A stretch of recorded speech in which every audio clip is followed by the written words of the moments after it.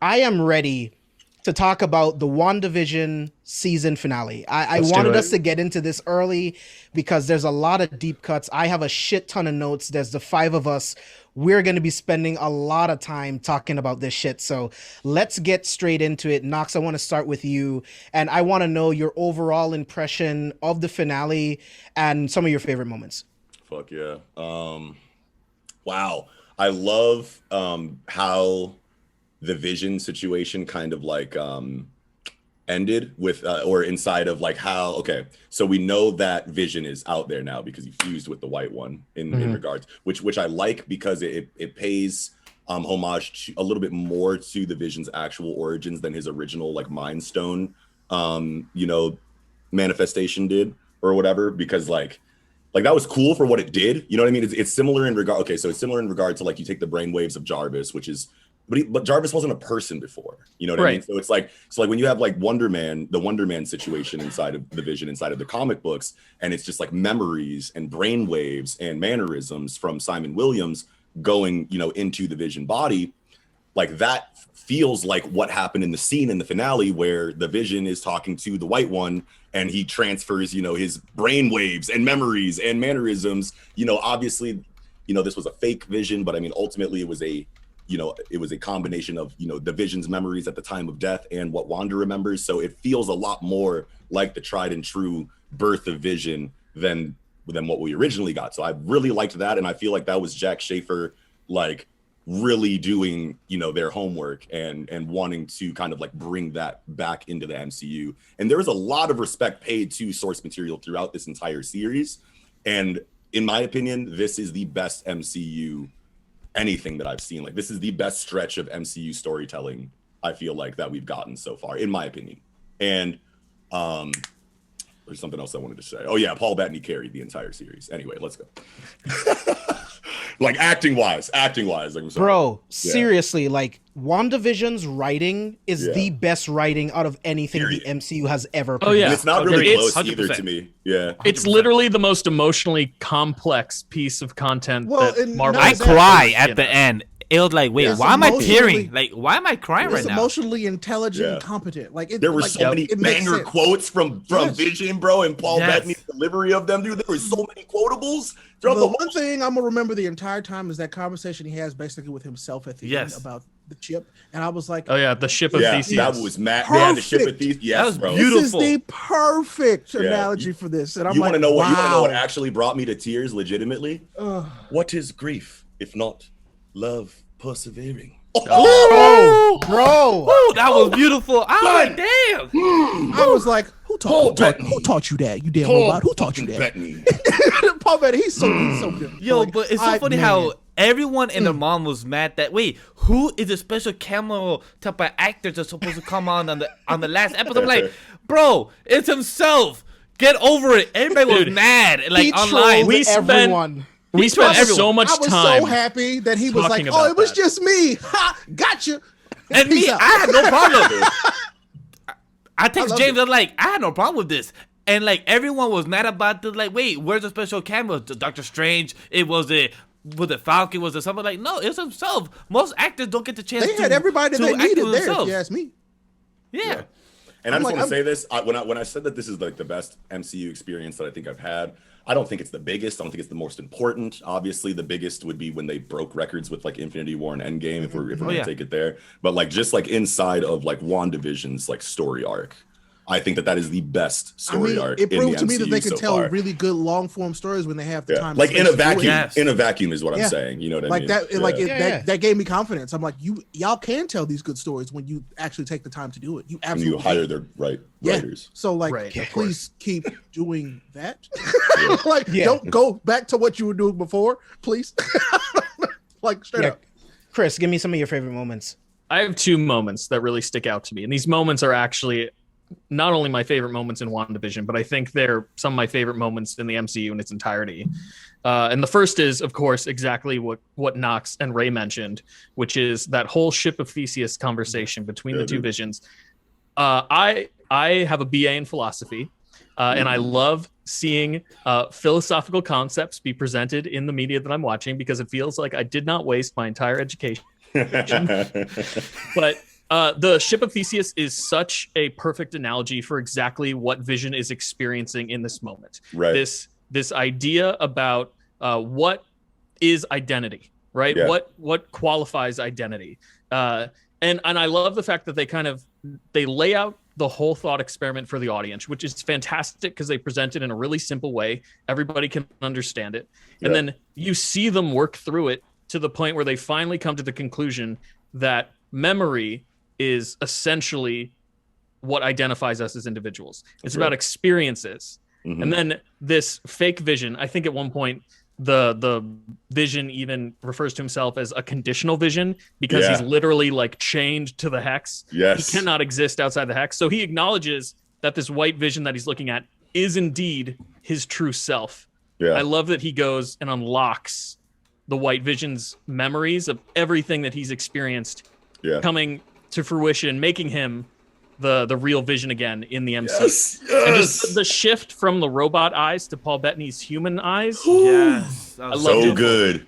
It's fucking awesome. And it wasn't a battle. It wasn't a huge fight scene or anything like that. Right. It was literally a conversation. It was all intellectual. Yeah, and I love that. And if you're big into philosophy, I'm sure you noticed like Rene Descartes' outlooks kind of being like woven into the storytelling as well, as far as like Vision's mind body situation goes. At least that's kind of like what I felt from it. I don't know if you did too, but I love philosophy, dude. I didn't like study it anything hardcore, but it's like, man, YouTube videos, conversations, articles. It's what you go to school for when you don't know what else to do. Yeah. But yeah, that was my first favorite moment. And then my second favorite moment of the episode was the entire goodbye scene between Vision and Wanda. Like, I've written down a couple quotes here that literally just fucking broke me as I was watching it.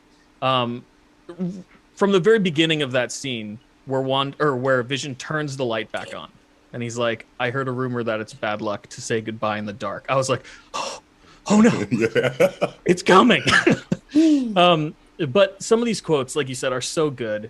Vision asks, what am I? As he's about to disintegrate. And Wanda says, you, Vision, are the piece of the Mind Stone that lives in me. You are the body of you are a body of wires and blood and bone that I created. You are my sadness and my hope, but mostly you're my love. That's just like the writing of this show. Yes, to deliver it in a poetic way like that instead of just like hard exposition is just a great decision from Jack Schaefer there. Marvel has never been able to tackle romance in a solid way. Yeah. But this show proved that at least possible. Like you said, Knox, when they hire the right people, it doesn't totally have to be capable. Cheesy. They're totally capable. But those two moments, I think, will forever be some of my favorite moments in the MCU going forward. Like, they were so good. Yes. Facts. Ray, I gotta toss it to you. It looks like you got something to say. Look, you got something cooking in the oven. So when it comes to this whole thing with Vision, I love how graceful they reintroduced this character to the universe, because they have this incredible character and actor in Paul Bettany where they're like, actually, we can't lose him. We cannot lose this because we have something very, very good here. And they're like, well, in most cases, it's like, well, you already killed off the character.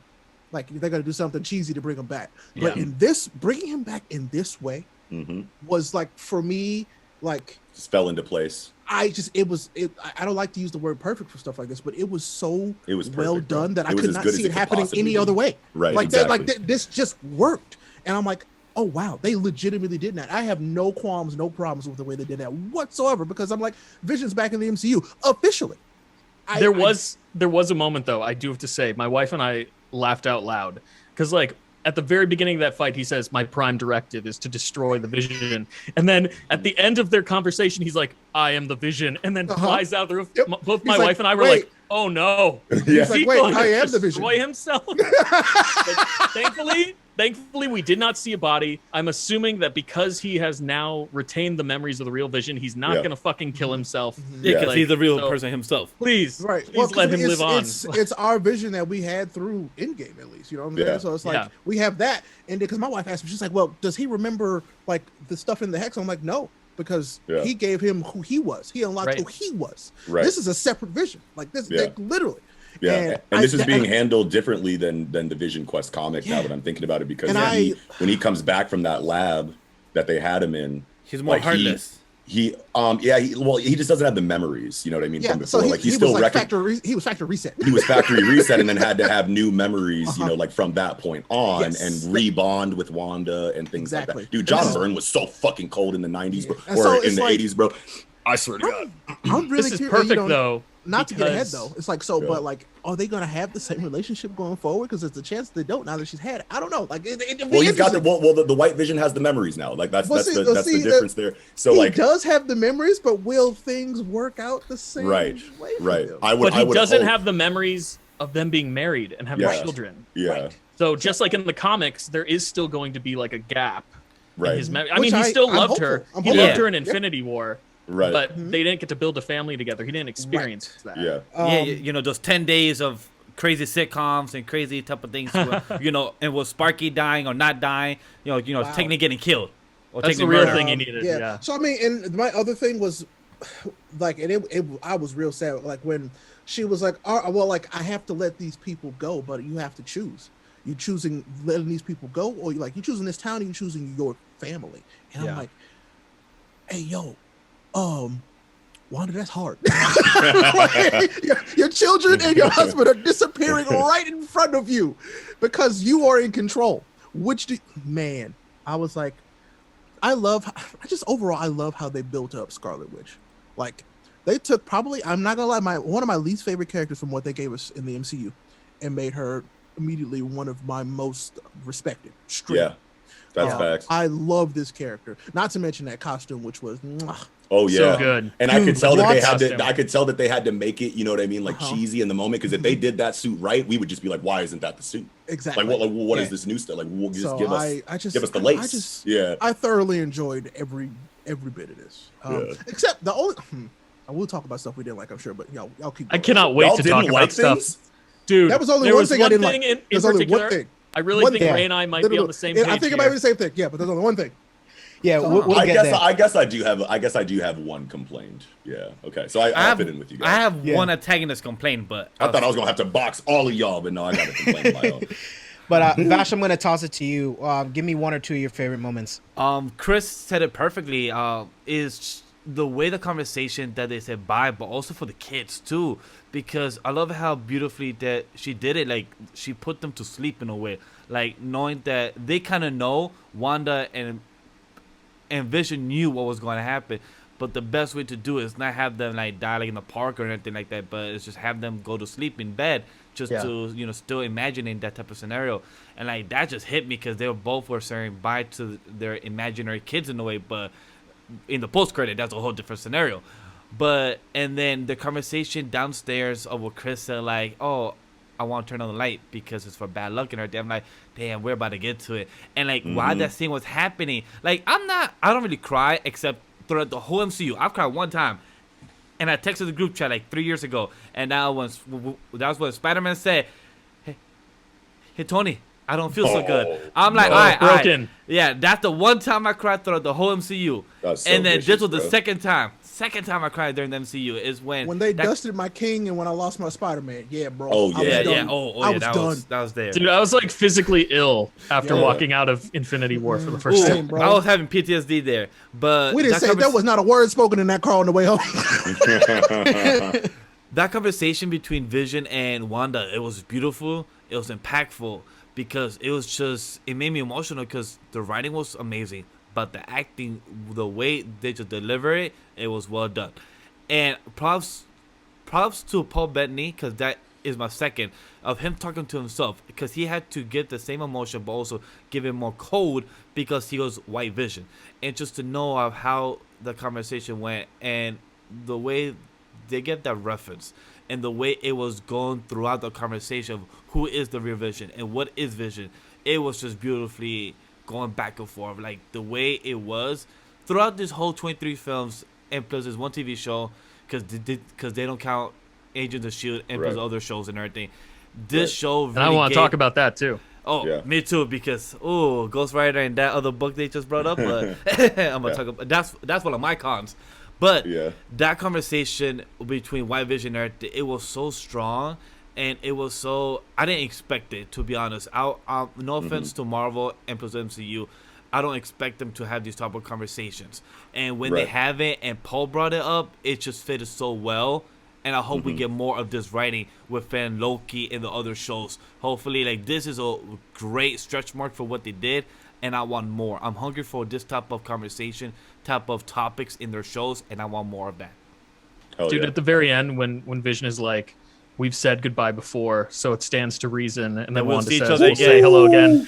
I was I'm like, "No, When Vision My left, heart! of course. I'm like, yes. Yeah. my heart." One thing that I want to add that I'm really appreciative for WandaVision for is that, like, okay, they chose the substance over flair approach, which is like this is the like story arc that you can kind of do that for, because you know Wanda and Vision are both kind of underdeveloped comparatively to the other, like, you know, core Right. cast of the MCU. So we know that high octane action is coming inside of Falcon and Winter Soldier. We know that, you know, Disney Plus is going to have action out the yin yang and whatever they're going to be doing moving forward. So Yeah. for the characters that haven't really gotten that character focus, you have this very character driven story arc, beautifully written on top of it, very poetic, and on top of that, it's establishing new, deeper, nuanced concepts inside of the MCU to make us excited for it. I think it just did so many things that I wasn't expecting it to, and like it gave me everything that I didn't know I needed from the MCU. I'm like, what's missing really, besides, like, you know, more homages to like canon storytelling? You know, it was basically it. But then now I see what they're doing inside of these character driven plots,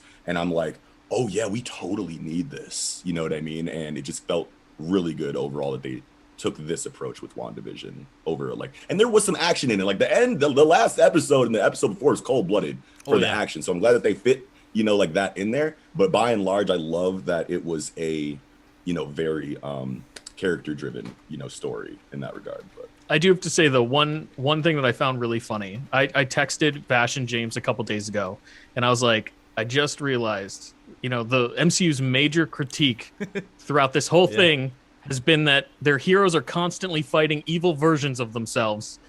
And in the finale, we literally have Wanda fighting an a evil witch. and Vision is literally fighting himself. the mirror A white match. version of himself. Yeah. Like, they'll never escape that criticism ever. It But works this is really done well, well. here. But this is Yeah, it done works really perfectly, well here. and it's my favorite. Like, this wasn't feel like, you know, Iron Man fighting like somebody else that having his technology, Captain America fighting somebody else like the whole Winter Soldier and everything. But this was actually done well and executed in a good storyline. So to me, this was done very well. I'll give it a pass. Same. Yeah. But James, Like, now They your turn. cannot escape it. Yeah. I got two favorite moments. I actually have a few, but I'm only going to give two now, and then we're going to talk about the others a little bit later once we talk about more of the story and the season overall. But one of my favorite moments from this episode was the reveal of the Darkhold. Yeah. It was just like instantly in my mind, I was like, I've been thinking about this all wrong. Not Mephisto, not Nightmare, Chthon, bro. Yeah. Chthon, bro. Chthon Yeah. has been around since the Celestials. Right. Yeah. Like, Chthon has been around forever. Yeah. And this That's book, the Eternals, bro. Yeah. so it's going to lead into the Eternals in some way. It's going to lead into Multiverse of Madness in some way, yes. because he's a Doctor Strange villain. And Right. then this book, Chthon is the god of chaos. Yeah. And Wanda is wielding chaos magic, magic. bro. Right. Yep. That could potentially bring Chthon into the MCU, bro. Yeah. So the moment I saw that, I had to pause the episode. I was like, holy shit, they just Yeah. introduced Chthon, bro. Like, Right. theoretically. They haven't said Right. it definitively, but that's where that book comes from. Yeah. So I absolutely love that moment. My second favorite moment of the episode was the battle between Wanda and Agatha in the skies, where Wanda is just throwing everything she had. And I'm like, what the fuck is Wanda doing? Why is she throwing these blasts at the Hex? She And did then the you anime realize- thing, bro. Yeah, it was very anime, It was bro. so It was anime. very Like, anime. I'm Yeah. distracting you. Don't worry about what I'm doing. I'm doing something in the Yes. back. Dude, I love that Agatha even gave Wanda a look like, what the fuck are you aiming at? Yeah, Like, you're missing. What the fuck you doing? even like multiple slowed times, by down the the way. frame so she could be Multiple like, times. what? Yeah. But I always just say, oh, look, the rule is you taught me something. I'm just doing what you did to me. I was like, oh, you sneaky Yeah. girl, you sneaky. It just shows how fast of a learner she is. Oh, Right. And how powerful she is, bro. And the costume. and how powerful When she's she- gonna be. Oh, and yeah. how powerful Post-credit? she is Ooh. going to be. Yeah, we'll talk about the post-credit scene. I don't want to get there just yet because right. I have a lot to say about that shit. I want to speak on this Agatha and Wanda like final like fight in the sky scene that you brought up, JB, because like when I was thinking about this initially when I watched it, I was like, okay, this is weird because if this is Agatha Harkness, we know that she's like thousands of years old and she has all of this experience in witchcraft, and it felt so weird that I mean, like she she just has stepped all the into magic. this trap, you know what I mean? Yeah. So like a couple things that I wanted to address because I thought that was a criticism of mine, but then I thought about it and it's like this is just kind of the way you do this, you know what I mean? It's more high stakes when you realize that these are very high level magic users and just like the smallest error decides it because of the high skill level. So like Agatha being distracted by the vision coming back when I'm sure she probably thought you wouldn't see this like Vision family reunion and like coming together and like, you know, stancing up and like actually coming together as a family. Like Agatha looked down at that and was like, what, for like a second, and then Wanda pulled up, you know, like Undertaker and AJ Styles behind her. You know what I'm saying? She said, and I was like, whoa, you know, and I was like, that's fucking cool, dude, because like That was sick. that distraction made sense, you know what I mean? Because Agatha has like all of this strategy, all of this life experience. I don't know how old they're gonna make her in the MCU, but I know that she's at least 5K, 10K. You know what I'm saying? Like I don't know exactly how old She's a teen in the 1600s. Yeah. So I think they mentioned So- she's 500 years old. I think so Yeah. far from what we know, she's 500 years old. From the cult, they never say how old is she. Which is before the still cult. like it's fine because I mean they literally just like it was Salem witch trials when That's they, a long showed life. it here. Nah, Yeah, bro, I that's swear what- I swear I read it. Okay, well, whatever. No, she's much older in the comics for sure, but still, it's like Oh, yeah, okay, I think they just went like Yeah, the Salem show witch- wise. Within Did the they MCU. actually? Oh, so did they actually say it in the show? and I Because just from missed what I that? remember in Yeah. the comics, isn't she Okay. technically like the first witch? But like, Dude, still, she's like yeah. the she's like the first and last witch until Wanda. But yeah, I don't know, man, but I just remember them like, man, she's old as fuck. I She remember old as hell. them talking about. I swear to God, I remember them she talking that's about because this. she is. She Yeah. really is Question. old as hell. And was that the only one when she was watching from the top of the cliff? Like, was that the only one that felt like she was from the show? I mean, from the movie, from Disney of Halloween Town? Because I felt like this felt like a bit like Halloween Town. Oh, like, man. Because like with her whole outfit and everything, I'm like, why Yeah, the fuck wow. like, what's from Halloween Town? This was I'm the best version of Halloween screaming. Town. You're right. That's what you're leading to. Halloween Town and that. This is it the had best witches. Halloween Town show. This Oh is my like- god. This is Halloween Town mixed with Jujutsu Kaisen because obviously God, it Westy was is. just Ryuiki Tenkai. Oh my god. It was a literal domain I expansion. mean, that's what Wanda did. This is literally just domain expansion. That's all it was. Yeah, that's what she did. Like, hey, you know, I'm gonna play with your mind, and then after that, she said, "Reverse Uno, I'm gonna do this to you, bitch." What you mean? No, she did another domain inside of her. Okay, it's complicated. Well, yeah, that's technically issue. She did 2 times domains. Yes. So good. So, I want to talk about how did you guys feel about this Agatha releasing the citizens and how the citizens treated Wanda? Like, Oh, Knox, I want to start with Bro, you. my heart sank. I feel like that was the biggest moment of stakes in the entire series because it's just like this is not something that you're going to very easily be able to deal with your magic. This is something you have to talk your way out of or like psychologically handle. And we know that her mental state was like significantly compromised. And she's in that moment. never been good at this. Yeah, like all of the MCU camp just like went out the window in that scene, and I was just inundated with uncertainty.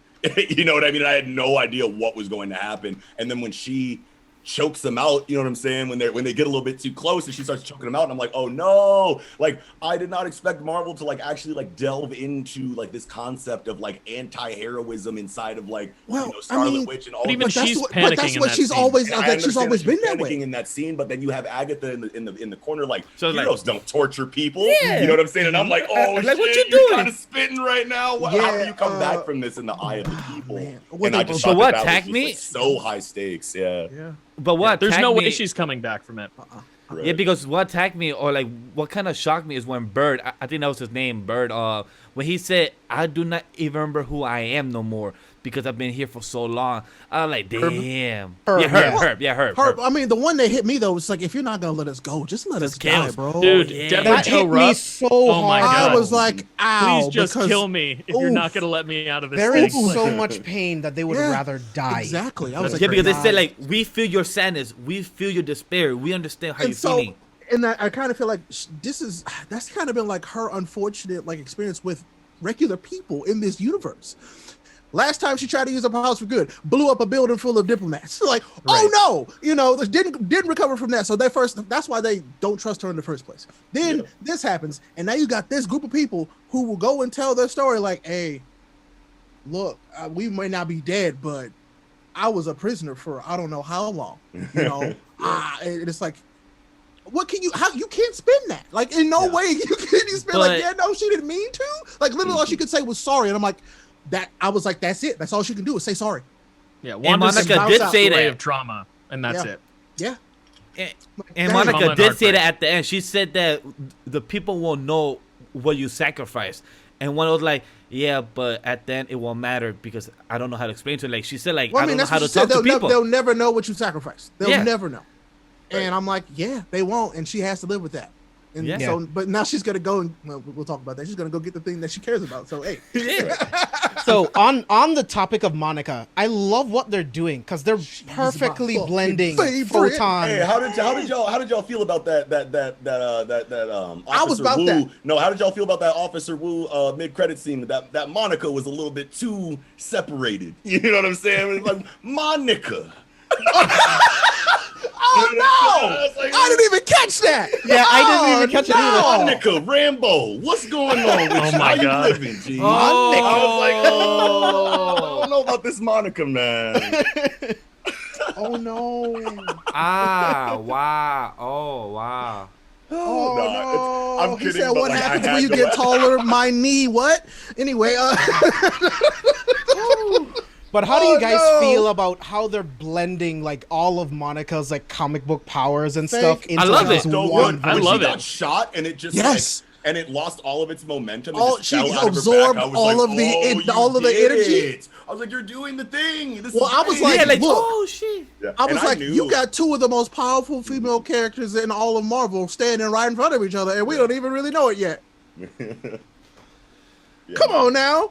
But I also love how she interacted with the kids too, because she's like, oh, I missed a bullet, but then he stopped. That's what I think it was Billy, the one to stop it, right? Billy stopped it. Right. Yeah. Yeah. And Nice then she trick. Like, yeah, nice trick. He's like, Here's oh, two. you too. I was like, oh, that was like nice chemistry with the kid and everything. Like that was really On the dope. topic of that, though, I mean, we've been talking for weeks how Hayward is just a huge dick.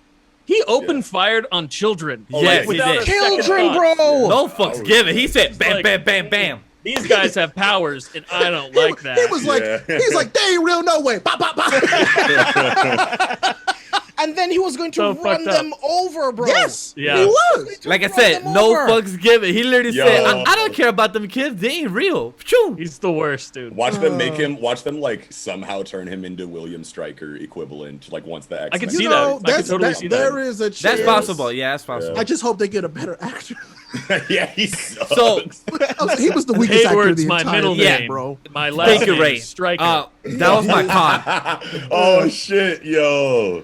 Ray, man. Ray just said it. That's my con of the of this episode and of the whole show itself. Like he's the weakest antagonist throughout the whole show. He's the weakest actor, period. That too, but like Period. as the antagonist of the show, he was weakest. It's like He's just a not- dick. I don't think he was, Yeah. he was even supposed to be a villain. I think he was just supposed to be an asshole. No, he's just an Yeah. asshole. He Yeah. nailed that. He nailed He did a that. great big job. time. Yeah. He did. He Give did. that man an Emmy for being the world's largest asshole. And plus, Yeah. did y'all notice the camera shot and plus the Avenger score type of remix of when it was WandaVision and the two kids? Or was You it the mean camera you shot mean and the everything? MCU's first family? Shut your mouth. Bro. Yeah, that is true. Bro. MCU for When family. they did that zoom in shot on the family, I almost lost it. It was such Yeah. a beautiful moment. man. I looked Yeah. at my wife and I said, "Look, it's the MCU's first family." That- No. And that hurts me First as, family? as big of a Fantastic Four fan as I Uh-huh. am. It hurts Mm-hmm. me to know that the MCU had to make the first family like Tom King's vision, essentially. And so I can't wait for them to be like, "Oh, look, we're the first family" at the end of the Avengers, and then Wanda looks at them like, and then they just kind of cut the movie ends. It's okay. 3/4 of them aren't real. So Yeah. Fantastic Four will still be the first. that one. is will true. live here in my memories. That makes them real. milestone is still like there though, like immortalized it is. forever. You know what I mean? Like It that really that was. moment was supposed to be the Richards family, And I did love it because it was like, I really did get Fantastic Four and Incredible vibes, like Incredibles vibes from that shot. Yes, I Straight did. up. Definitely. Yes, I did. Definitely. I was like, Yeah, okay. I like it. So before we go into negatives and then moving on to the mid and post credit scenes, I want to talk about the reveal of Evan Peters' character. Ralph Right, so- Boner. I Ralph liked it. Boner. This is I my liked it con and of I this episode. hated it at the exact same time This because is what it does, my least favorite what part. it does is it pretty much tells us that the multiverse exists, right? Right. That's how I took it. Sure. This version, that's who he is in this Earth, and on another Earth, he's Quicksilver on that Earth, right? Yeah. So I'm okay with that. That's cool because we're finally getting into more multiverse stuff. But really, he's just some guy named Ralph Boner. Ralph Really? Boner. I think that's our first Boner. boner joke in the MCU. Yeah, it's like true. I think the most deliberate one. Yes, because he even laughed about it, like, oh yeah, Ralph Boner. I'm Dude, like, I love the wait. fact. I love that he laughed at his last name as Yeah. he's possessed. So like Yes. he's really not Ralph in the head, but like when she says his last name, he's like, ha, boner. So I'm like, okay, if Agatha she enchanted an item that gave a man super speed. That's what I'm thinking too. Like I don't Yeah. think he has those abilities normally. So I'm like, No, he did she definitely just That's did she definitely just what that enhance scene was all about. a gene that he already had? Uh-oh. Wait a minute. Potentially. Are you Doppelganger? stretching? Are you stretching your arms Doppelganger? out because of how large of a stretch that is? Yes, it is. Yeah. Oh, by the way, I forgot to mention my actual favorite part of this whole movie was when Jimmy took off the handcuffs and said "flourish." I almost Oh, cried. so good. Ooh. What a great callback. It was the perfect callback. I He was was like, watching "You son of a-" WandaVision. I was like, "You son of a bitch!" That was really good. Yeah. and then he said like, hey, can you be here in 1 hour? Because I just lied to people saying that you will be here in 1 hour. So can you be here in 1 hour exactly? Because I need you here. He's so so good. funny. Like, he's such a good cast member. And plus, what's the girl name? What's the girl named Daisy? The one Darcy? that Darcy, the one Darcy, that literally yeah. put the Gotcha. car over to Oh, Hayward. yeah, Technically, She my said- favorite character. Yeah. Yeah. She I love literally me just some put the Darcy. whole car over to Hayward. Like, hey, I'm gonna just drive you over. Have She fun in told you he jail. was a dick. Yeah. Mhm. Yeah, dude, I love her too. Loved her in like 40-Year-Old Virgin. Like, And pretty plus- sure she's in Scott Pilgrim too. I don't think I've disliked her in anything she's been. Yeah, in. she's so funny. good. So She's a funny. good actress. hilarious. Yeah. And plus, I hope she's back in the future in some way, Yes. some shape, or form. Oh, there's no way because they're gonna drop Darcy. No, Yeah, because- never. Can't do that. That's a yeah, big because fumble. Darcy Yeah. escaped. She said, "I hate debriefs." And like, No, she said okay. debriefs are for the week, and she did. Oh yeah, and like that was She gonna perfect for her. She's going to hang out with her boy Thor. It's all good. Oh yeah, Fat Thor. You know, with the whole fake. He's buff again. Yeah, he's not going to be fat. Yeah, I was just gonna say yeah. Wait, that's So let's get into the negatives. Like Ray, you already alluded to that this was kind of your negative. So give me more of your thoughts on that. I mean, it was just so. It was like, oh, okay, we're gonna build this up. We're gonna play to your emotions, literally, give you some fan service with Pietro, and then it's like, nah, sorry, J.K. His name's Ralph Boner. And I was like, I laughed at first, and I was like, oh, y'all really was playing with my emotions. Yeah. That's not okay, bro. But thanks. So I was like, oh, I'm gonna let it slide because you gave me Monica, and that's okay. But I was like, come on, bro. You get like I was legitimately excited to see Pietro, like legitimately. same. So that's cool, I think. But yeah, that was like my least favorite part. It's not like it was bad. It's just that's my least favorite part, straight up. I was I like, feel like that'll be like a lot of people's least favorite part. Yeah. If I'm keeping I was it. like, Yeah. come on, I'm like, you give me fan service and then say, actually, give me back my chain. Psych. the T.I. gets. Seriously, give me that back. So yeah, that is what it is for me. I was like, ugh. Like what I had in my mind was just so much more interesting to me, and I guess that's why I'm so let down. Like I didn't need it to be Pietro from another universe. It's just that okay, Agatha couldn't get Pietro's actual body, so she looked into the multiverse, saw a different version of Pietro, and just created that version. That's what I thought the whole Maybe time. that's what she still did. I think technically.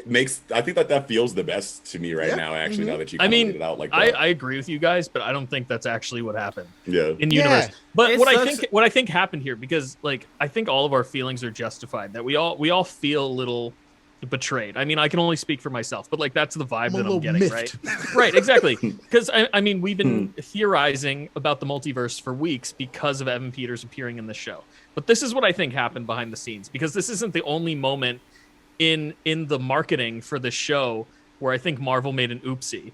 You know, like Paul Bettany, like we talked about earlier, saying that he's excited to work with someone that he's never worked with before and he's wanted to work with since he was a child. It's fucking him. He's excited to work with himself. But I think in that moment, Paul Bettany thought he was being coy and funny, and then he just didn't realize how much the fans were going to latch on to that soundbite, you know? Yeah. And then after the fact, he's like, "Oh shit, I made a terrible mistake." But I think that's the same thing with like Matt Shackman and Jack Schaefer, right? Yeah. Putting Evan Peters in the show. I think they're like, this is going to be a really fun Easter egg. Like people know that Evan Peters was Quicksilver in the Fox universe. I don't even know if they thought that everybody watching the show was going to be like, this means the multiverse. Yeah. You know? Like, I really, from their side of things, I think they just thought it was going to be a fun Easter egg. And then here we go as fans speculating for weeks on end, building this up to be something really dope. And they're like, this is going to be hilarious. There's going to be a stupid boner joke at the end of the finale with Evan Peters. And then we get to that point, and as fans, we're just like, are you making fun of us? Yeah, like that's kind of that's kind of a huge miss if he's not actually like woven into because okay, so like look at like everything we know about like the new Spider-Man movie and like, you know, Netflix and Fox characters coming back for that.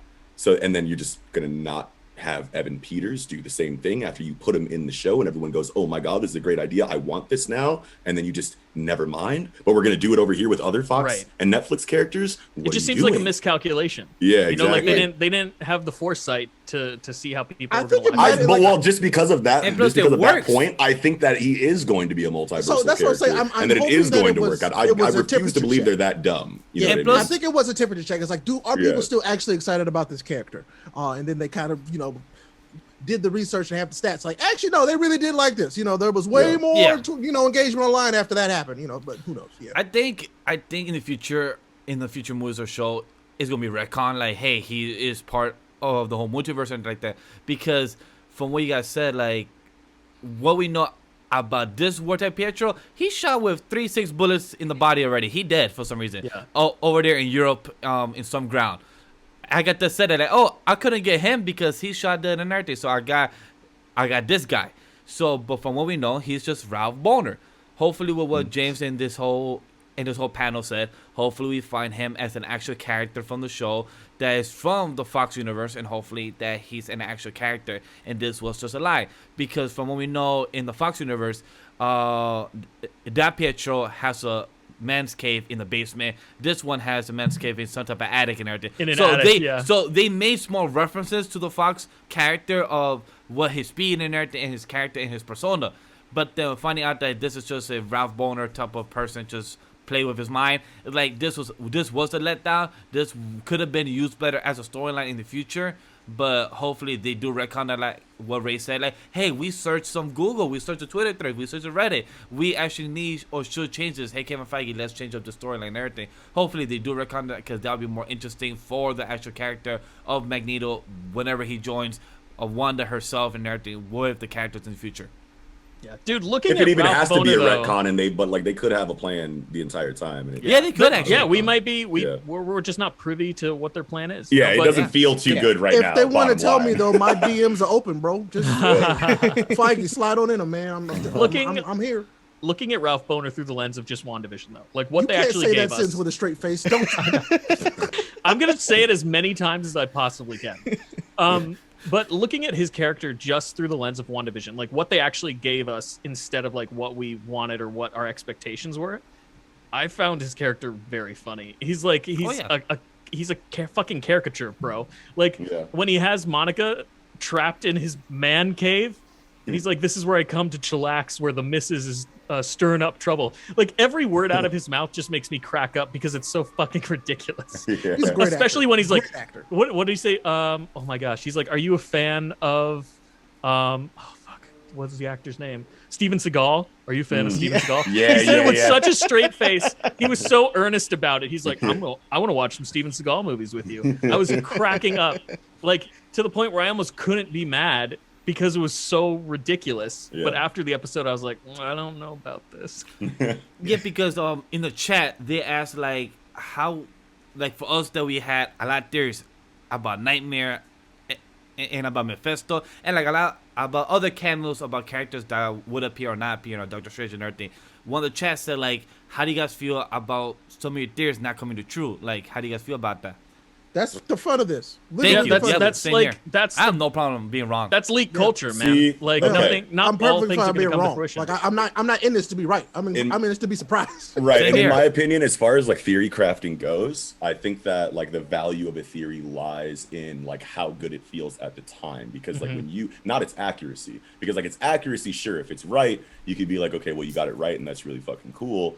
But then like if you just throw a mind-blowing theory out there that makes sense in the narrative and then it's just like never confirmed or like debunked or something like that, but you had the whole block talking about it for like a week, 2 weeks, however long until it was officially That's us confirmed. and Like My that's a Hero on cold-blooded Sunday. That's right. Yes. That's a cold-blooded theory to Yes. me. You know what I'm saying? Like if you got the whole block jumping, over an idea, that's what it's all about. Like more so than the accuracy. Like if you got it right though, like you're still cold-blooded, but like it's all about the reaction. Because what you just said, it's about having fun with the folks that love this stuff. You know what I'm saying? Like this is supposed to be fun. Like that's what it is. Like It's about the journey. Seriously, and the memories that you make along the way. But like no, like I never care about being right. I'm like I'm not writing it literally. So I'm like I'm just here to enjoy the thing that they're creating for us that I never thought we would get. So here we are. Yeah. Yeah, and it's just a testament to how good the writing is, you know what I mean? That we were able to come up with all of these theories, because for a long time, like, it was just like, I think it's Mephisto, I think it's Nightmare, because it's like you have all of these people stuck in dreams. What does Nightmare do? He feeds off of people's dreams, like, he's from the dream dimension, so it's like, that makes sense. Yeah. Mephisto, it's like he's all about Wanda's kids because they're his soul fragments. So it's like there's so many different ways it could have gone. Dude, that's another thing I wanted to talk about. I love Agatha Harkness's character because she was there when the kids were born, and like I'm pretty sure she's involved in like a plot line where like the Scarlet Witch has kids in the comic books, and she's like.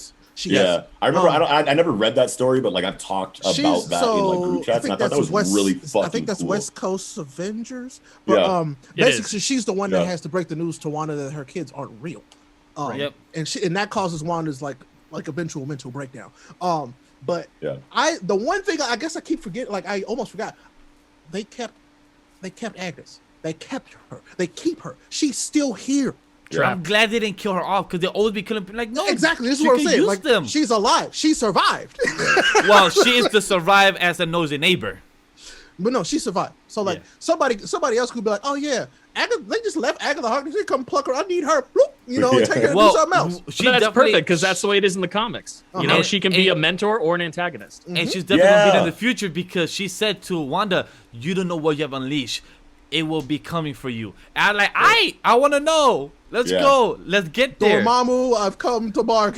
And I'm really excited to see like the future of Agatha's character because she kind of like we know that Agatha kind of like trains her in dark or in chaos magic in the comic books, and like in the show she obviously teaches her about runes. But I'm sitting here going like, is this the extent of like the training that we know that she receives from Agatha Harkness, and then you just kill her character off because it's the MCU and you kill the villain at the end of the story arc, you know what I mean? Like, or obviously we know that Agatha's going to come back. I foresee she tries to learn everything she can on her own, and she's like, I can't figure this out. Who can I go get? And, right. She goes back. She's like, I knew you'd be back. Blah blah blah. Exactly. That's exactly how I'm picturing it going. Beautiful. You finished. Theory crafting. Here we go. Yeah. But I mean, like that it makes begins sense. again. That's one of those ones that's not like mind blowing, but like sounds like it makes sense, and someone just thought of it before everybody else. You know what I mean? Like, like that feels like that has to be the way it goes. Whereas like other like wild like abstract theories, those are the kind of. You guys realize that we have a year of this because Doctor Strange in the Multiverse of Madness doesn't come out until 2022. So for the next year, we're going to be crafting ridiculous theories that are never going to come to fruition. Yeah, I feel like we're gonna get breadcrumbs for a lot of them though on the way though. Oh yeah, because with the yeah. Spider-Man movie and definitely. Yeah. Was gonna say that Wanda already has an idea of how to control her chaos magic because the whole hex is gone, but Agnes is the noisy neighbor without no hex. So she already has an idea of how to control her magic, even wherever she is in the mountains and everything. So that's already wild to believe, to know that she already knows how to control one person and just have them as one character without no type of hex. I mean, she literally got a power up. She rogued her. She basically stole most of her magic from her. So I'm like, that just gave her like a buff. Which is another callback to the comics because Wanda had to get a boost from she had to get some kind of like energy boost from somebody. Who was that? Yeah, Vertigo. I can't remember Vertigo. specifically. These are old comics, y'all. These are old comics. It was Vertigo. Okay. She had to absorb, like, it wasn't Agatha. Agatha was there. This is all John Byrne West Coast Avengers, by the way. Yeah. So like 91. I don't know, 80 to like somewhere between 85 and 91. Something like that. Like yeah. But late like, 80s. I mean, either way, you just do John Byrne West Coast Avengers and it's right there. But like, this is all inside of that. And yeah, she has to like, this is so many amazing homages, and like you can't even think of all of them. At least I can. But that's why these conversations are so important, because we're all like, try hard comimic book nerds. So it's like if I don't remember something, you know what I'm saying, Chris is gonna remember something. 85 to 94. Yeah. So like 1984. Cold-blooded. Did I really just do the whole scope? You did it. Yeah, boy. I'm cold. That boy's fast as fuck. John Byrne is one of my favorite writers, though. So it's like I've read everything that he writes. So it's like, Dude, one of the reasons I'm not mad about this finale is because even though we didn't get these theories correct, all the Easter eggs that we spotted along the way are still legitimate Easter eggs. They just didn't go anywhere narratively, So no harm, no foul. John, to answer your question, I do think that the MCU is Earth 616 for sure. Like 100%, I think. Didn't they say it was 616 in Spider-Man Far From Home? But I think bro wasn't bro bluffing though, He was, wasn't he talking crazy? He was bluffing, but because like if we're keeping it a stack, he's bluffing, but he's telling some type of truth though. So that movie has so many lies. Where did he get his information? Far From Home has a shit ton of lies. Yeah, I knew it's all that Far From misdirection. Home was lying about a bunch of shit. All misdirection. Because if you really think about it, as far as like a universes inside of comic book continuity situation goes, you want to say, for a couple of reasons. One being that they've like actually kind of confirmed this in interviews, is that the MCU is kind of taking after the 1610 or Ultimate Universe that Mark Miller and Bendis started in like 2000. Right. So you want to say, oh yeah, it's just a modern retelling of these stories like in 1610, but it's also like Earth 98, because Earth 98 is the universe where time passes regularly and we're not on this sliding time scale, what I mean, that we use in the comic book. So it's really a combination of like 1610 and 98, you know what I mean, is the MCU. Is what it feels like to me. Anyway. Yeah, totally. Yeah, that's a good point, dude. Yeah. Yeah. So, but like, is what Nox and Ray was saying, like, of what it happened in Far From Home. Some is believable, but some could be also true and some could be fake, because we don't have no confirmation. It's what we need to wait for the next couple of films to actually confirm what universe are we in and which Earth is this.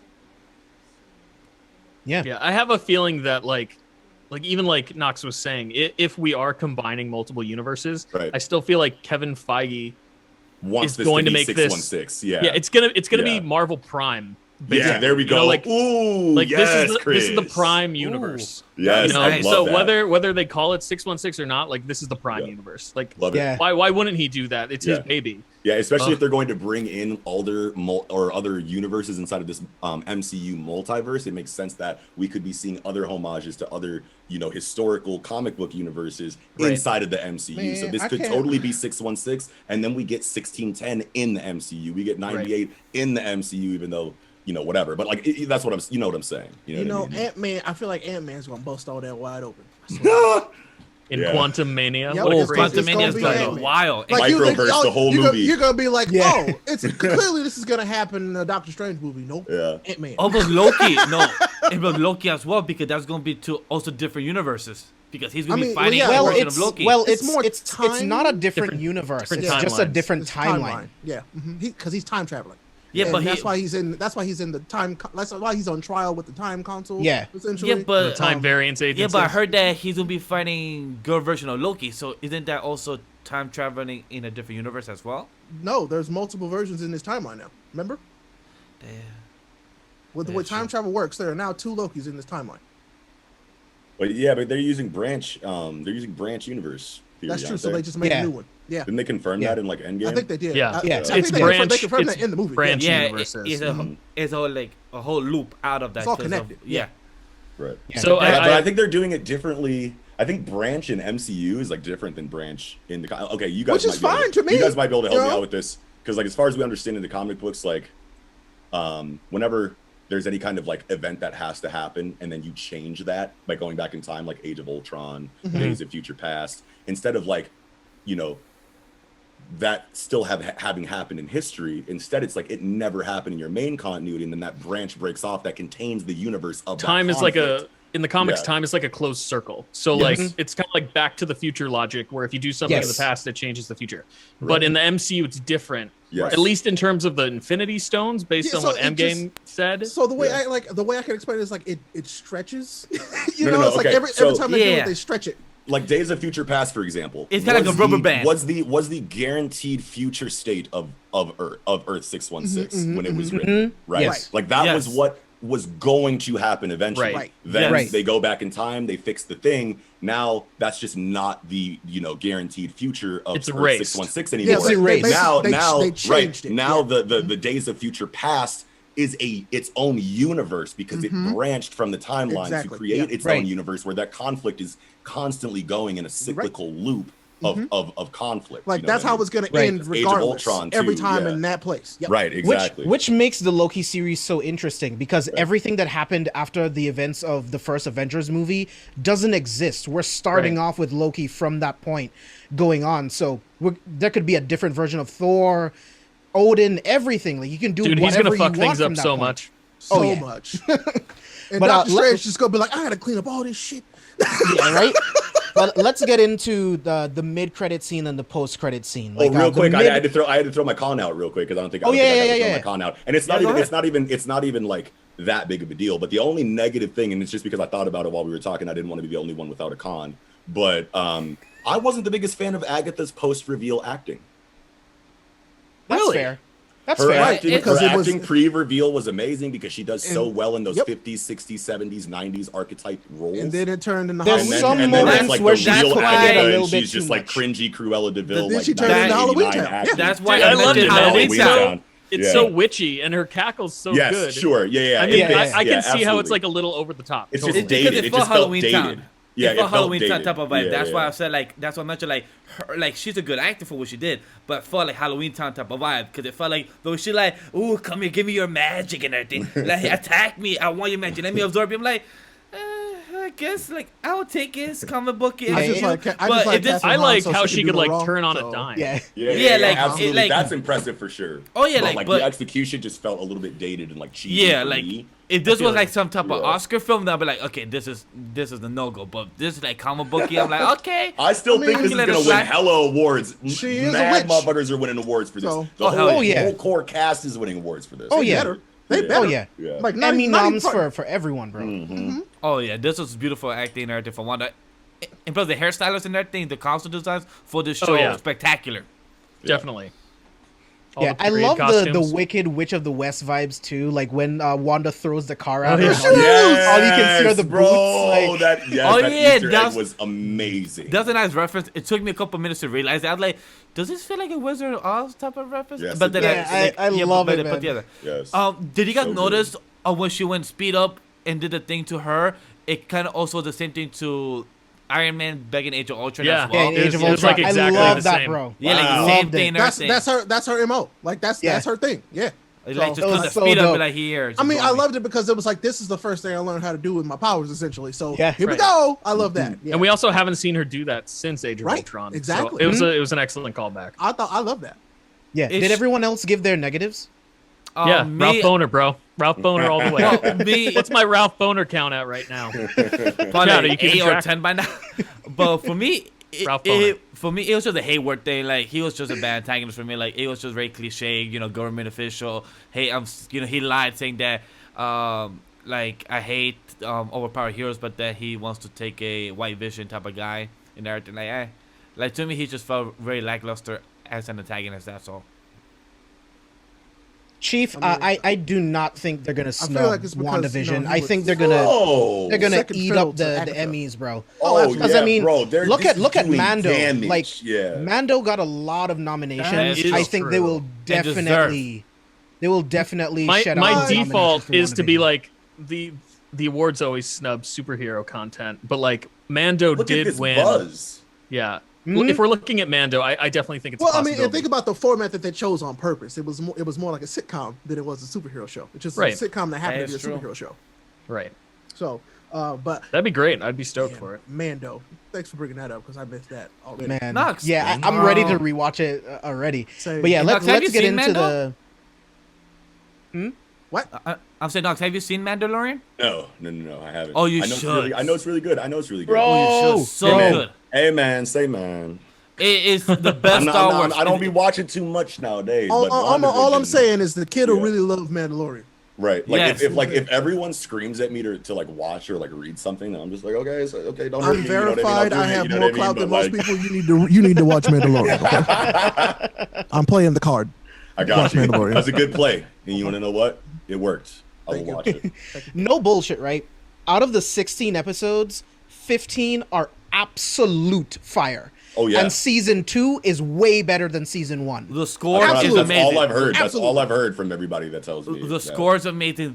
The acting is amazing. It's just and plus the action and like each episode fits perfectly. 30 minutes, 40 minutes. It just Yeah. proves to know how they know how to tell a story and condense it and write it and show it and shoot it. It just shows how well they put the love in the series. Much better than the films. But it just does a fantastic job with the show of these 2 seasons. I can't wait to show what they do with Ahsoka and the others, but that's a whole different conversation. But hopefully, Knox, when you do watch it and when you come back, you can talk about it because I can't wait to hear your thoughts do it. We about can do it Mando. once. You know, Party. I can't wait for that Cara Dune spinoff. Oh, wait a minute. Never mind. We can do a Vash. You know, if you guys are down, we we can do a watch party for Mandalorian in like my Discord or something if you want. I have Hell no, yeah, bro. I have no problem to watch it again. I have no problem. Say to watch less. It again. Yeah, I'd be super down for that. I feel like my Discord would fuck with that too. Hell Yeah, Like, there's a lot let's of do it. low key Star Wars fans in there. Star Wars fans, and they're just watching it and just seeing stuff that of how they foreshadow stuff about the Old Republic and everything again. No problem. Oh yeah.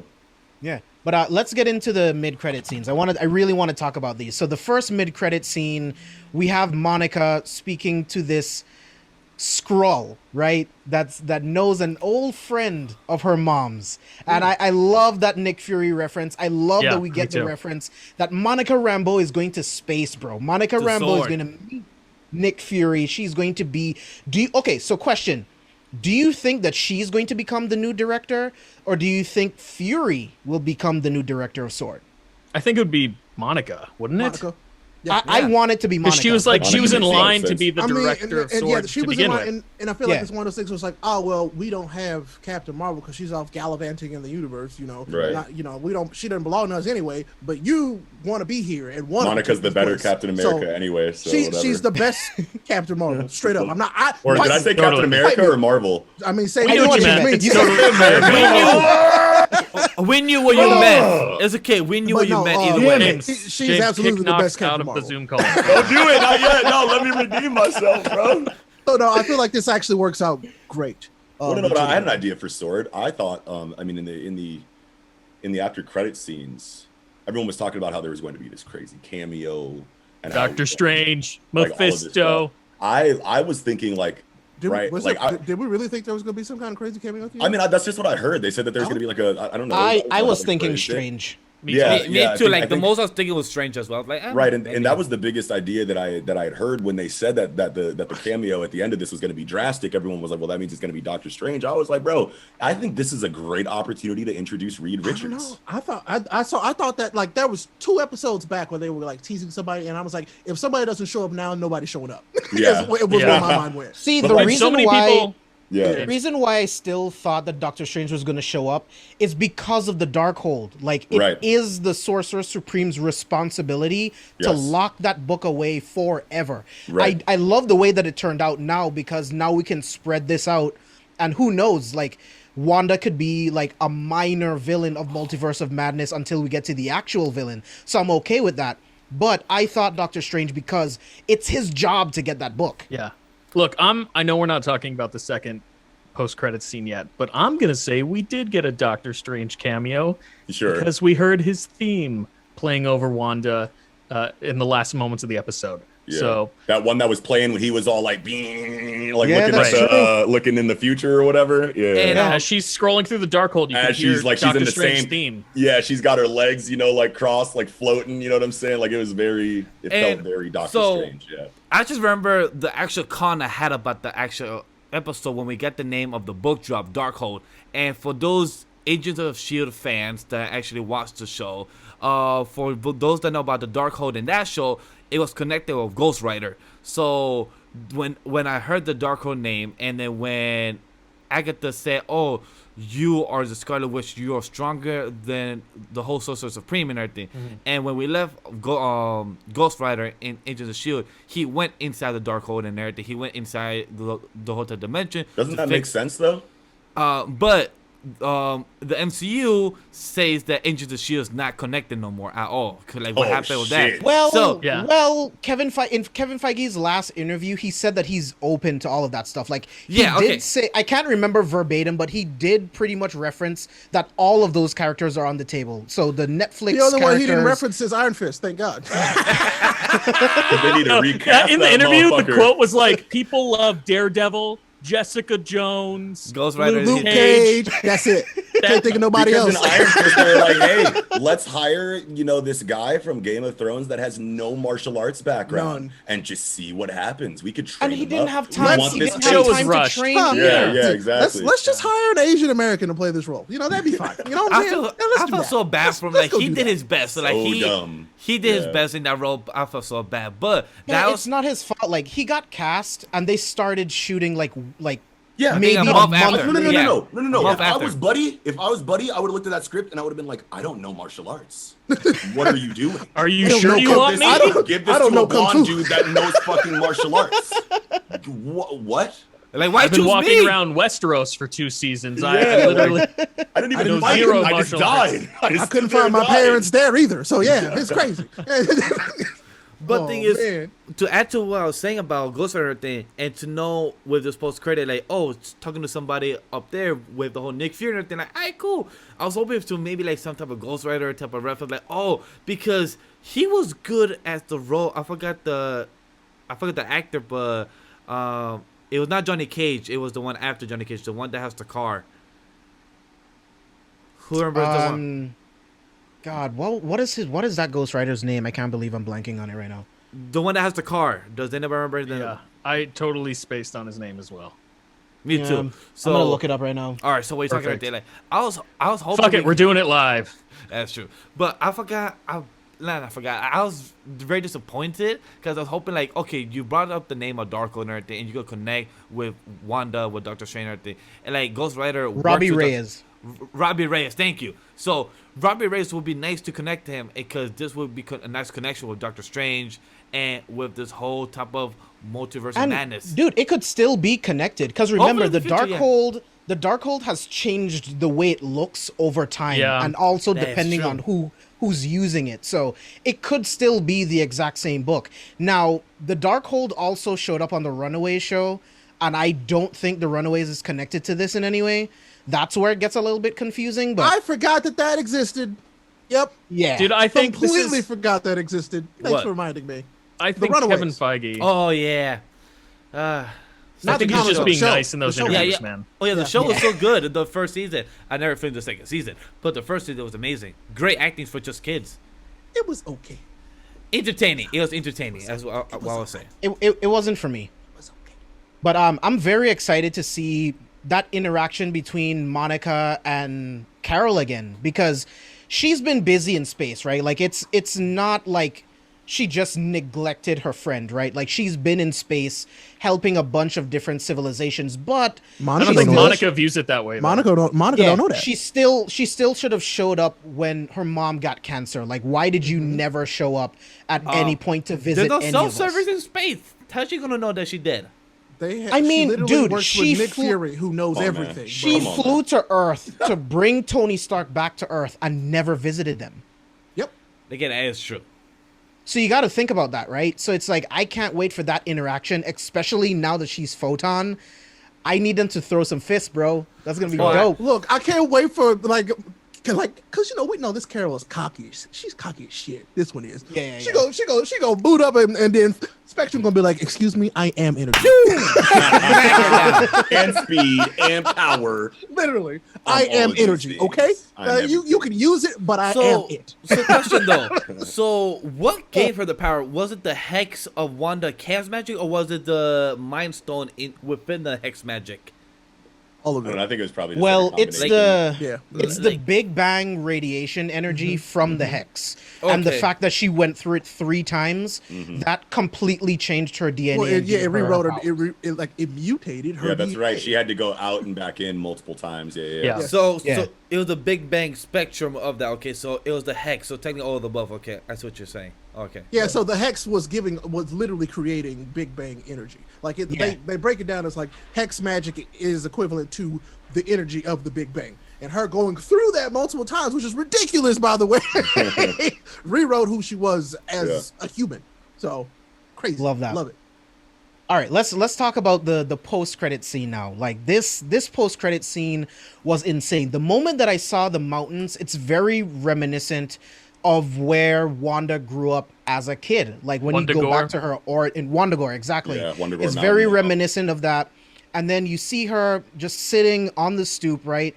And then we get the cut into the other room where she's using her astral form going through the Darkhold. So I was dope. like, Wanda, no, fuck. Because when she was like, I'm Oh. going to learn more about my magic, Yeah. I was like, oh, this is where she goes to find the Sorcerer Supreme, because that would be the one that would be able to teach her magic. And Wanda is just doubling down, and she's using the fucking Darkhold to learn magic. And then we hear the kids, right?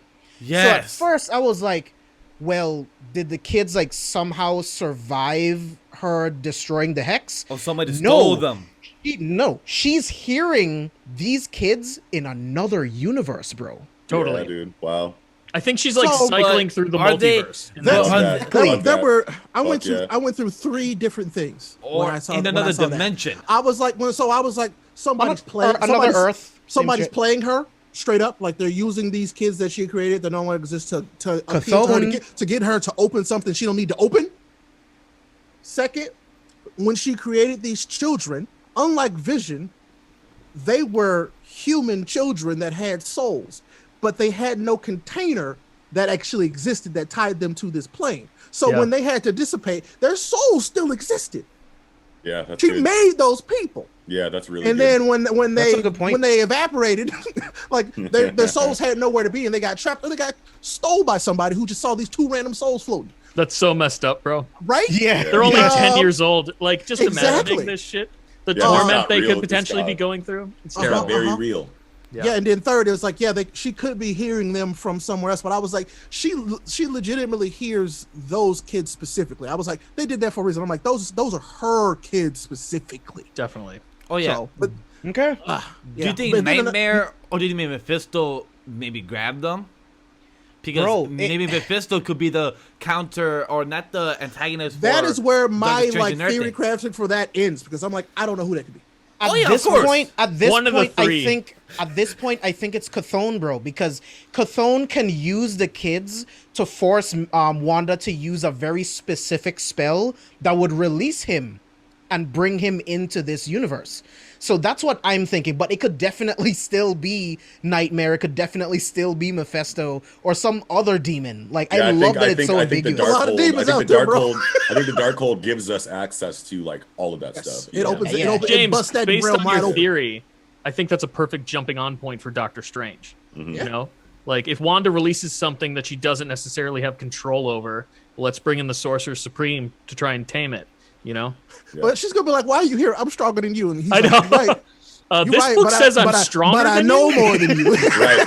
And that just goes. But it's that just book like, also released It's this right Dark here. Lord. it's raw potential versus like refined skill. Exactly. You know what I mean? Yes. I love that Well, that's going to be an area of strategy Yeah. inside of conflict that they're I going love to it. explore in the future of the MCU, because now we're reaching, levels of nuance, in the storytelling and like the energies that be, and like it's starting to feel, a lot more like a continuity, you know what I mean? Like something that with all of this history interwoven in that is, set to the laws of this world that you can reference back to whenever something might be weird, or if you're confused on something, you have an interwoven like set of, like this template that you can reference back to. Right. Yeah. And that's really By the way- exciting for something, inside of the comic book. So, realm. just a Yeah. quick mention to where she went. It looked very Latverian to me. It really did, bro. I was like, Wow. Don't With do the this. mountain and the Maybe. rocks. Don't Don't tease me excited, like that, bro. Come Yeah, don't on, get me man. excited. Yeah, he because- he has to exist there somewhere. Oh, okay. Yeah. So jumping back real quick to what Knox was saying, like the potential of a Reed Richards type of appearance. And, Yes, it makes so much sense to just introduce him through Sword, because then that puts him in the cosmic storm. You know what I mean? Exactly. That gives him the powers, Because you in know what I mean? space and everything, and that would fit perfectly because Sword Well, is yeah, in space now. just picture it. It's like Sword conversations. Like, yo, we got this crazy smart. Like, we don't know where they got this guy. Like, where did they get? Yeah, this we got Richard this smart kid? asshole over You know here what I working mean? on Like, space. where Right. has he been our whole life? You know what I mean? We have this crazy project that we need the perfect motherfucker to head. Reed Richards is the perfect dude to go into this unknown area of space that we really think we can get some really good information on. Send him in. He's got like a whole family of motherfuckers that are like ready to go do this. You know what I mean? And he's the one that would be able to come back successfully from this. Oops, the cosmic storm radiated the ship. Oh, no. Oh no, Oh, I'm no. stretchy and you know what I mean? It's so easy. You know what I mean? And Knox, who's your fan cast for them and Doom as well? For Reed Richards, Yeah. Scott, yeah. Scott Krasinski. Okay. John Well, Krasinski. or John Krasinski. Yeah, my thank you. bad, I'm my like- bad. yeah. Scott Krasinski Yeah, is like a you- high school Mike- like friend Mike of mine. Wazowski? John Krasinski, the Office cat, Jim Halpert. Yeah. They were in War of the Realms. Fucking Buddy was drawing Reed Richards just like John Krasinski. You know what I mean? And like that was like a big thing in the community at the time. It's like, hold on, bro. There's so many memes of like, you know what I'm saying? Like, oh, I see what you're doing here. You know, so I feel like it's obvious at this point to me. That would be excellent. Yeah. Yeah, and Look then what get- happened. I and mean, then- look what happened with Samuel Jackson with the Ultimates. Yeah. Like they Yeah. drew Nick Fury to look like Samuel Jackson, Yeah. and then when they went to cast him, he was just like, "Oh, this dude already fucking looks like me." Totally. Yeah. Speaking yeah, of fuck the it. Ultimates, that's something I hope we get later on, because I wanted Adam Brasher. It's like much as we wanted Reed Richards, I wanted Adam Brasher. Yes, Yeah, bro. dude. Okay. And Blue Marvel okay, as so- well. Blue Marvel. So Ooh. Noxie, That's who you that weren't is. here, Blue so, right? Marvel. I know. So when they were talking about the aerospace engineer, we had two theories, right? It was like, okay, well, this would be a great point to bring in Reed Richards. Yes. Or it could be Blue Marvel, bro. This could be a Yes. great little Easter egg. I didn't need his origin in this, but just an Easter egg of Blue Marvel for the Yeah. future, bro. Oh Yeah. my god. And especially if they play it like the way in the comics where it's like he's always been here, but like everyone was Yeah. racist as fuck. You know what I mean? It's like, yeah, Exactly. that would be incredible right now. You know what I mean? Oh, it'd be so good. Yeah. That's what I was really like. If there was one theory I really wanted to come true, that was Yeah. the one. That was the one. Man, I'm just happy to see Wanda using her chaos magic, like just walking inside the house, just getting some Not like tea. that. Oh yeah, of course, but like her just walking inside the house and everything, and then after that we see a fragment of her chaos magic, just learning the whole Darkhold and everything of where, and we see the kid like the whole kids thing threw me off. I'm like, oh shit, like what happened to them? But her actually taking the time to actually want to learn her chaos magic of who she is as a Scarlet Witch, it puts her to have an understanding of who she is. And plus the outfit. We didn't talk much about the outfit and everything, It's but cold, the outfit bro. is cold. It's cold, It, bro. So it good. is Cold. so good. Like they, Yes. the costume designer really Snaps. broke, like really snap on this. I mean, And thank you for giving her an actual costume. Yeah. I believe we Yeah. actually got Yeah. it. And hopefully when we get the hero pose or the hero name, like hopefully she tells people, call me the Scarlet Witch. Don't call me Wanda no more. Like as her hero name, you know, Captain America, Falcon, or everything. Her name is Scarlet Witch. Like hopefully she tells people that and everything. Like that'll be really fascinating. But the costume was cold. It was beautifully well done, and the way that she just transformed from her regular clothes into her costume, really well done. I love Oh, the yeah. transition. It looks beautiful. Very good. Chef's kiss. Well Yeah, said. it was so good, and God, Elizabeth Olsen is fine as fuck. God, she looks good. Man. But yeah, I thought the suit looked really good. Like, I was even okay with the costume they had for her in Endgame. I thought that was fine. But this is so much closer. This is best so one. much better for She's Scarlet got the Witch. crown now. Yeah, Yeah. it's amazing, bro. By the It's way, so good. I loved how that kept taking shape. I like that. Yeah. I was like, is this just sick. gonna be energy the whole time, or are we gonna get like an entire? It was so cool. Yes, I no, loved just that. gonna I rock loved this. it. Yeah. I also like that. Like, cool. is it gonna be like just visible in there in a bit, or you're gonna like, to like actually be real? And then at feels the end, more. oof. It feels more live action movie to just have it be like, you know, energy that like loads whenever she's like really in her element. You know what I mean? And then it goes away. That feels more like movie, like homage to me. But like That's the like fact that Fox it X-Men, actually- bro. Exactly. They were afraid exactly. to do it. Like, Yes. fully commit to it. Yes. MCU's not Yes. afraid. Exactly, but yes, dude, exactly. You know, so when it fully manifested and it was solid, I was like, let's fucking go, Feige. Yeah, man. In Jack Feige, we Schaefer, trust, man. Yeah, like the whole team, dog. Oh yeah.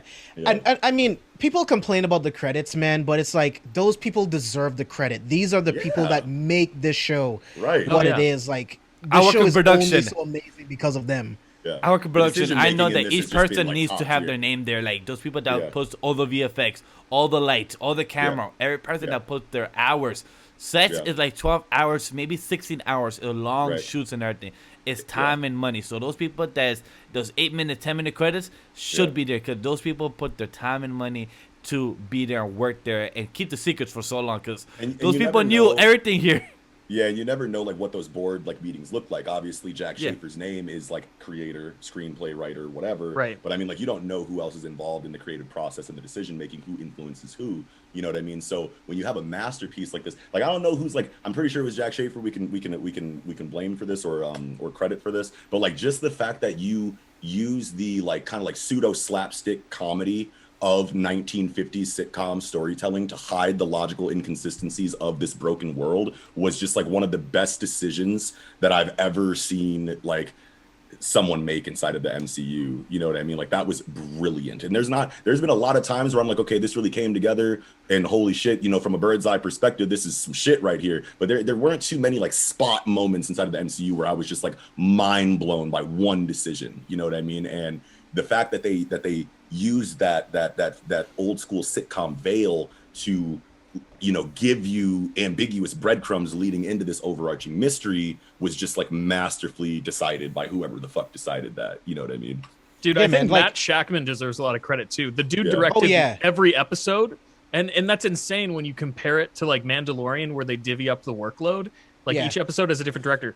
Some people will direct multiple episodes over the course of the season, but the dude Mhm. literally directed all 9 episodes. Wow. That's a shit ton of work. So I Amazing. definitely think he and Jack Schaefer are both like the brains behind WandaVision. Yeah. Yeah, for sure. On that topic, like Knox, expound on that a little bit more. Like, what are your like overall thoughts of WandaVision season 1, and then I'll kick it to everyone else. Sure.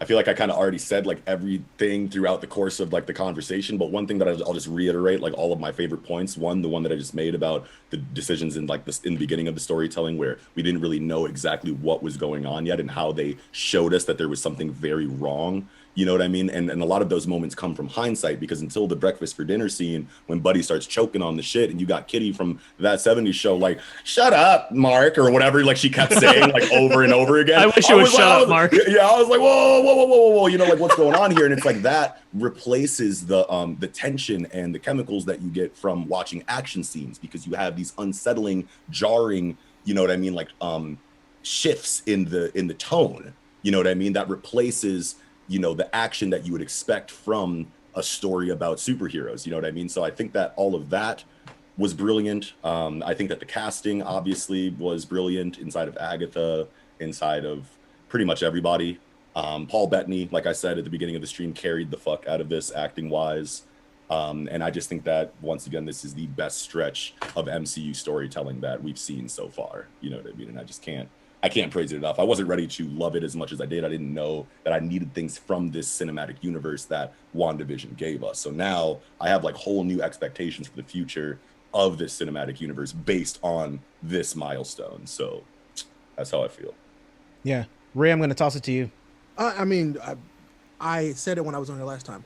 I was going into this the least hype about WandaVision compared to everything else that they had told us we were going to get. I was like, oh man, we get WandaVision first? Come on, you know, I'm like, all right, cool. And then it turns out absolutely pleasantly surprised. I love this. I was looking forward to it every single Friday. It was so much fun to look forward to all week long. It's like, all right, what's happening in WandaVision this week? You know, that's a fun thing to look forward to the end of the week. You know what I'm saying?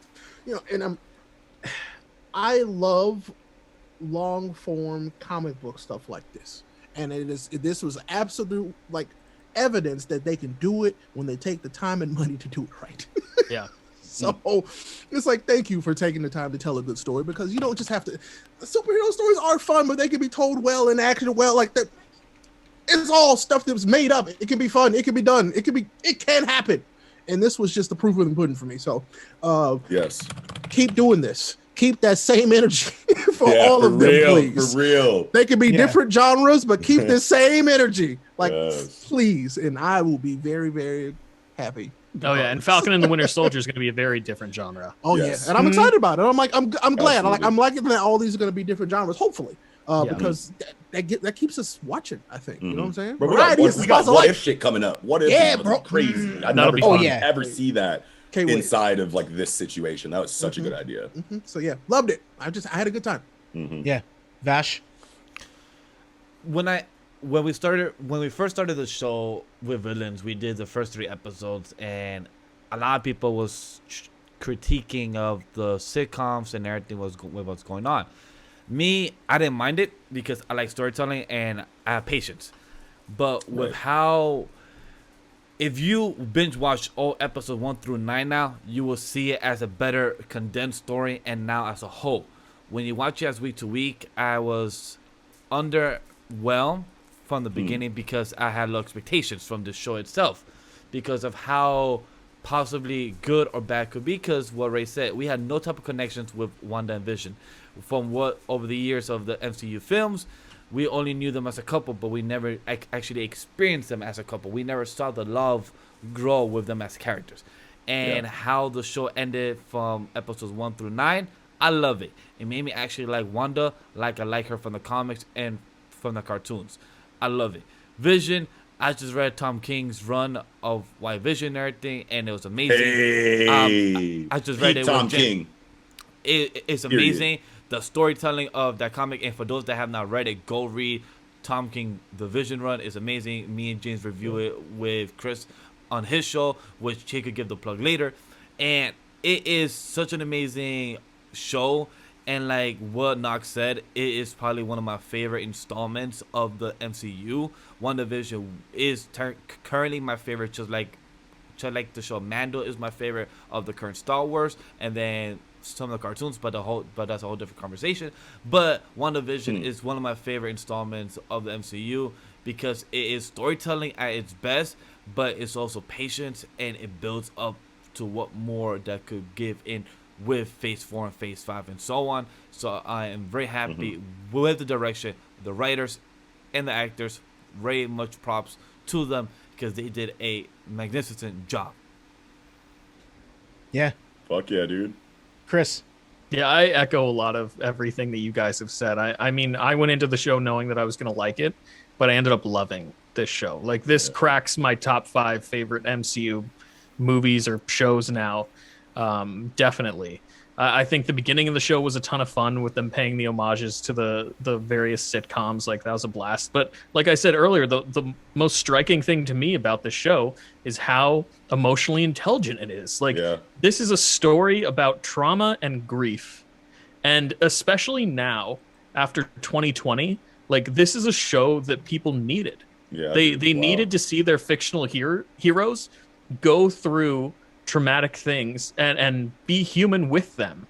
You know, that one line that you mentioned earlier, Knox, that Vision states in episode 8, like, what is grief if not love persevering? Ooh. Dude, how many people needed to hear that this year? So many, me included.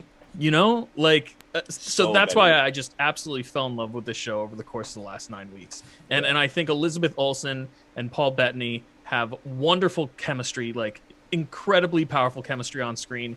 They can do the comedy, they can do the drama, like, absolutely underrated in terms of their acting abilities. So that was so well said, bro. I love this show. Can I piggyback off of that a little bit? Absolutely. So, okay. So like you were going into like how this is a story about trauma and grief. The stories that inspired this story arc are like House of M, Tom King's Vision. Right.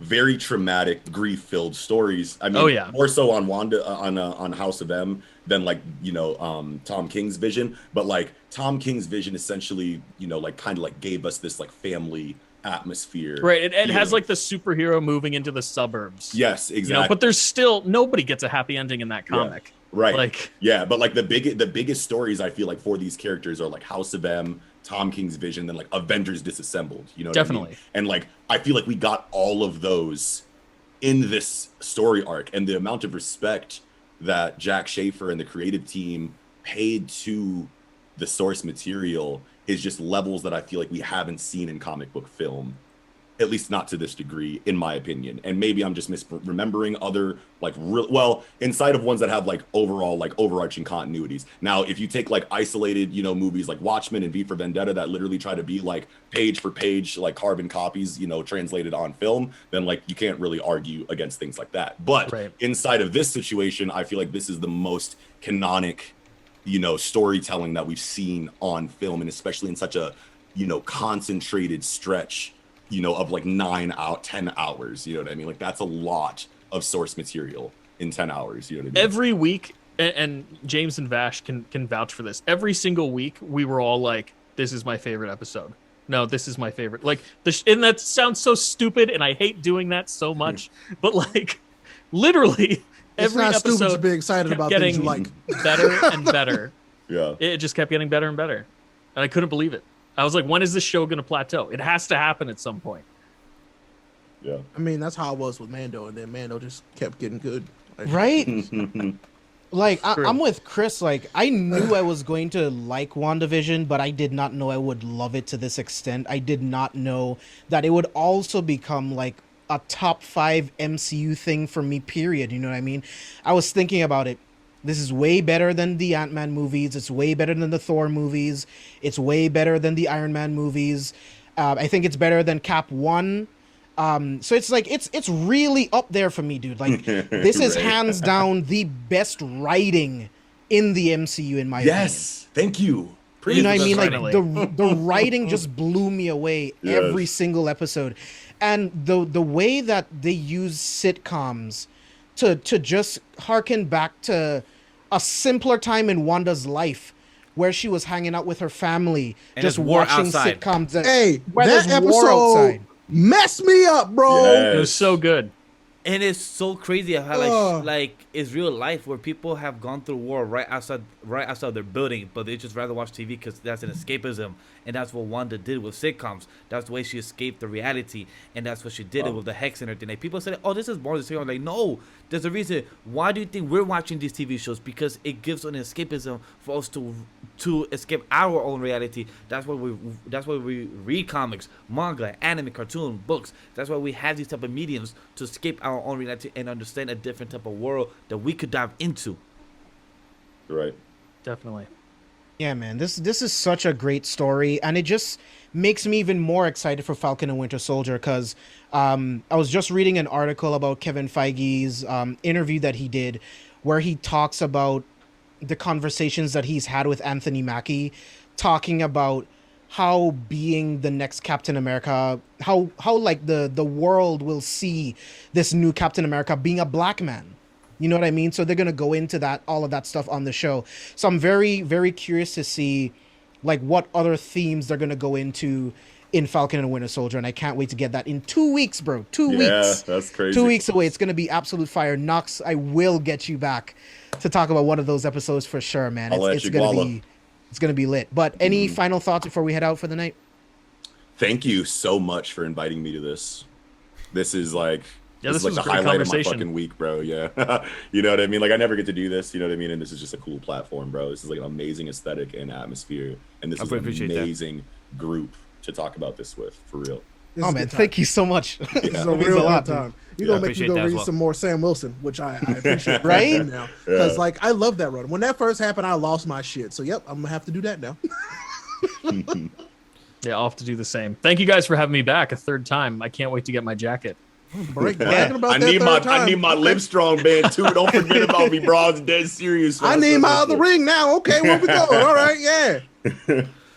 Does Villains have the budget for all this? It I don't know, will. James. Y'all Do we? will better. Oh no, we will once from our chat we will once we get monetized and pass over 1 subscribers, because John said that he don't mind being in his bag, 2 shows back to back, Thursday and then Friday, just spend that money. I'm like, damn, John don't mind spending that. Yeah, man. Like, yo, huge shout out to John Tate, man. Like, he comes through all of our Anime Lately streams and just I can already drops tell stacks. he's clutch. Yeah, Oh. I'm seeing him in the chat. I'm like, Oh, yeah, because he that's be a giving yeah. in 20s, 5, 30s champion. out there. I'm like, oh, we Yeah. appreciate that last Yeah, day man, I like, was on it's- stream. I was like, woo. And he asked some of the best questions. Like, legitimately He does. asked good I was- questions. That was I the was best. gonna say, He like, does. I That's the really best. appreciate. Yeah. I was just really gonna say, appreciate like, that. the super chats are great, man, but like what you bring to the conversation and you It's just the coming best. and hanging out with us is literally the best And that's what part. I tell people all the Yeah. time. Like the reason why these are live is so we can have a conversation with you while we're having a conversation. Absolutely. Right. When you add to that conversation, it makes it even better for us. So right, thank and you. it's immortalized. You know, it's like Yep. it's like a quid pro quo. Like, you jump on and ask a question, we have an amazing conversation about it, and your name is right there for everyone to see for the rest of the time that this video is available online. So it's a cool feeling. I don't know. At least Like- it was to me back when I was just a watcher. You know what I mean? Yeah, Yeah. It like Ray said, one of my best lines I said, I think like 2 or 3 months ago, I said that we are here, like for example, 5 people on the panel, but there's a 6 people on the panel, and that's the whole live chat. They're also Facts. they add a conversation to the show. They bring the whole conversation with us, because if there is no chat, there's no us as well, because we're here for you guys as well. Great point, dude. Thank you. Yeah, man. I think that's a great place to end the show. Like.